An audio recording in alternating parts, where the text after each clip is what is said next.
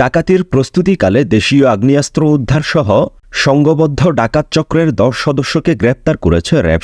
র্যাব-৭ জানায় ৩ সেপ্টেম্বর মঙ্গলবার গোপন সংবাদের ভিত্তিতে ফেনী জেলার ছাগলনাইয়া থানাধীন ঘোপাল ইউনিয়নের দক্ষিণ লাঙ্গলমোড়া এলাকায় অভিযান পরিচালনা করে ডাকাত চক্রকে গ্রেপ্তার করা হয়েছে। এ সময় একটি একনলা বন্দুক, একটি ছুরি, একটি চাপাতি, একটি কিরিচ এবং ডাকাতির কাজে ব্যবহৃত ৩টি সিএনজি জব্দ করা হয়। গ্রেপ্তারকৃতরা হলেন লক্ষ্মীপুর সদর থানার উত্তর চরমোহনী এলাকার মৃত আনোয়ারুল্লাহ পাটোয়ারের ছেলে মোহাম্মদ মুজিবর, মোহাম্মদ সিরাজ সর্দারের ছেলে মোহাম্মদ দেলোয়ার হোসেন, আবুল বাশার ঢালির ছেলে মোহাম্মদ মাসুদ, মোহাম্মদ আলী মাজির ছেলে মোহাম্মদ সোহেল, মোহাম্মদ আব্দুল গাজীর ছেলে মোহাম্মদ জহির, শরবত আলী ব্যাপারীর ছেলে মোহাম্মদ জহির ইসলাম, মৃত রফিক নক্তির ছেলে মোহাম্মদ ইকবাল হোসেন,